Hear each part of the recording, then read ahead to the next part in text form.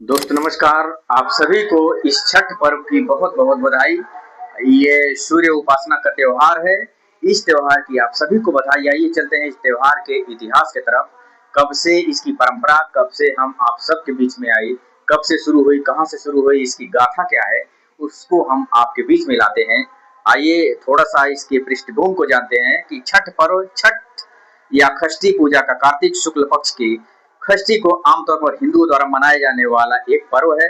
सूर्योपासना का यह अनुपम लोक पर्व मुख्य रूप से बिहार, झारखंड, पश्चिम बंगाल और पूर्वी उत्तर प्रदेश से लेते हुए नेपाल की तराई तक मनाया जाता है। फिलहाल अब धीरे धीरे ये पूरे देश की तरफ जा रहा है। दिल्ली में देख रहे हैं कि एकदम घमासान मचा हुआ है।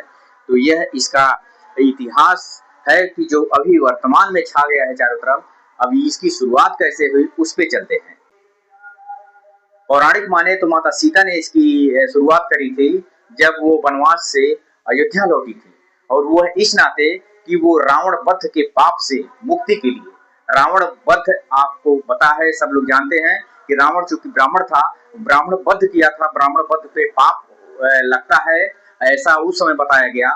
तो वशिष्ठ ने, गुरु वशिष्ठ ने सुझाया कि आप जो है इस व्रत को करें, और उस व्रत करने के लिए ऋषि मुद्रल के आश्रम में उन्होंने सजेस्ट किया, मतलब सुझाया कि आप ऋषि मुद्रल के पास जाएं।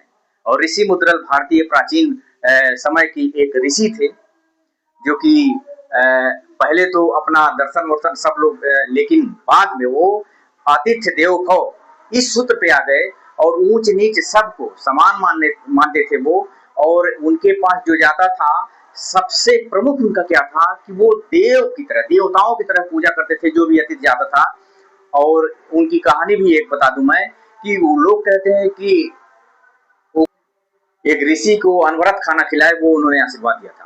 तो ये मुद्रल ऋषि की कहानी है। वही माता सीता ने रावण वध से पाप की मुक्ति के लिए पहला व्रत किया था। लेकिन एक कथा और है कि सीता जी जब आती हैं यहाँ अयोध्या में, तो यहाँ उन्होंने अपना सरजू के तट पे किया था सबके लोक कल्याण के लिए। यह भी एक मान्यता है।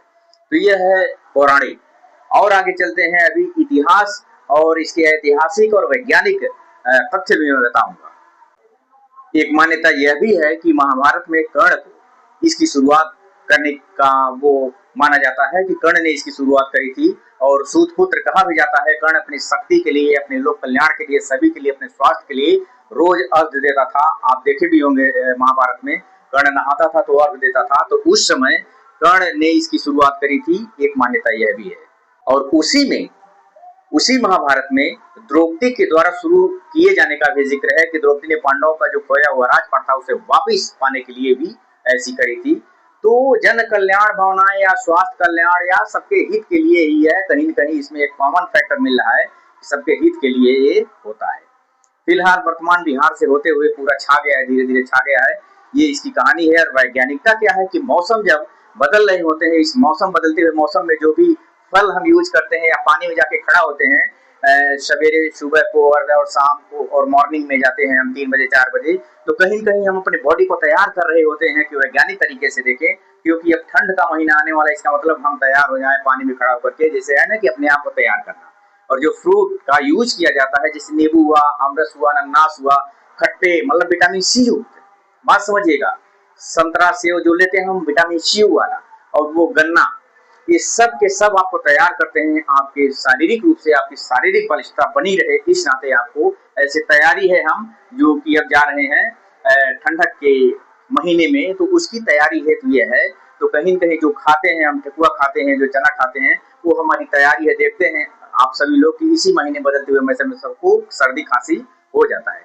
तो उससे बचने और आगे के मौसम को झेलने और तैयार रहे हम उससे लड़ने के लिए, हमारी प्रतिरोधक क्षमता बढ़ाने के लिए यह है।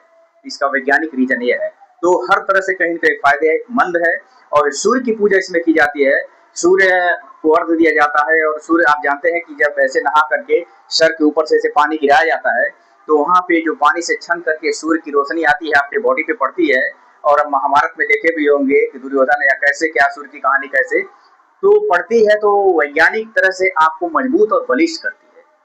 इसी नाते कहा गया कि सूर्योदय के समय जो नदी में, पहले नदी नाले में होते हैं, नहाया जाता है, क्योंकि और नहा करके ऐसे जल दिया जाता है, तो उसको जल को चीरते हुए जो सूर्य आपके शरीर पे